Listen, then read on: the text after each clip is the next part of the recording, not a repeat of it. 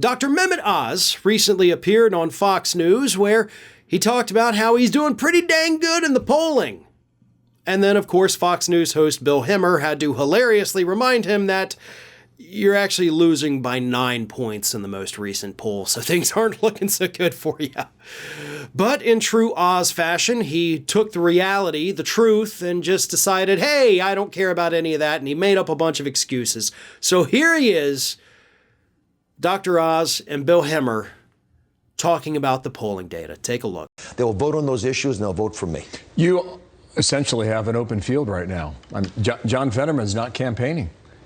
That must be an enormous advantage for you, at least in the early stage. It seems pretty obvious, right? I'm working my tail off, and I like the opportunity. If that's the case, not to win a race like this would be a shocker, don't you think? I think I should be favored. I think I probably am. In fact, in the betting lines, I am. but I'm not betting on my own race in that way. But that poll suggests you're traveling significantly. If you look at that poll, it's fascinating. If Republicans, when they realize that we are a unified party, and that's what I spent this past week doing, traveling from Pittsburgh up to Erie, across to Lancaster, Harrisburg, up to Wilkes-Barre. When you do that, and all the Senate candidates that I was competing against have endorsed me, the party rapidly unifies. Yes, they did. That already happened in the Democratic Party a month ago. So again, Bill Hemmer's like, actually, you're losing in that poll. And then Oz just blah, blah, blah, blah, blah, blah, blah. Let me explain all this away with all this made up stuff. And honestly, I wish Hemmer had come back on and said, wait, you're still lying about the polls. Because he is. See, here's the thing about this USA Today Suffolk poll that they're talking about where Fetterman is up by 9 points. Because I went through and actually read the poll. And I don't know that Dr. Oz did. So here's what it actually says. Yep, Fetterman's up by 9 points. But contrary to what Dr. Oz says, it's not because Republicans haven't united.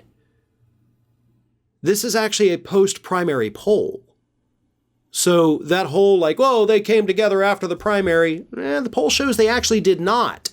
In fact, 10% of Republican respondents in the poll say they're going to vote for Fetterman, whereas only 6% of Democrats in the poll say that they're likely to switch and vote for Oz.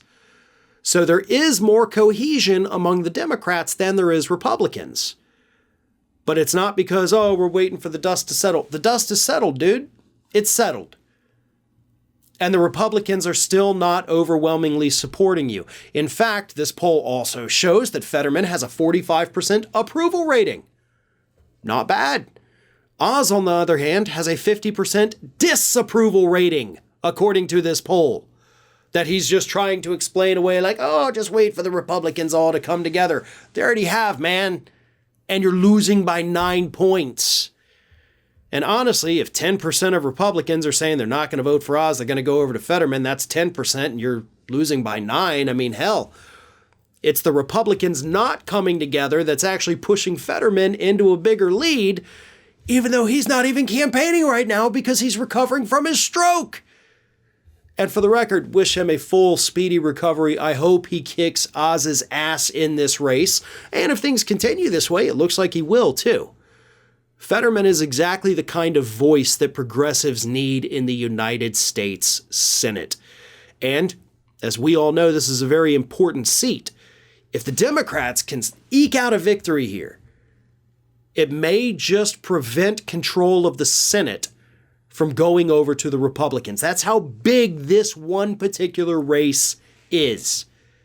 And Dr. Oz keeps tripping over himself. Don't want to get profane with that as the expression goes. He keeps tripping over himself because he refuses, much like Donald Trump, to look at reality. He looks at the same poll that I looked at. He sees the same numbers I looked at, yet somehow says, no, those are not real. Donald Trump did that too. And it didn't end well for him, Oz. But I will say I do encourage you to keep trying to read something different into these polls other than the reality of them. Because as long as you do that, you're going to continue failing in your campaign, which could lead to an absolutely hysterical loss for you this coming November. Hey everyone, this is Aspen.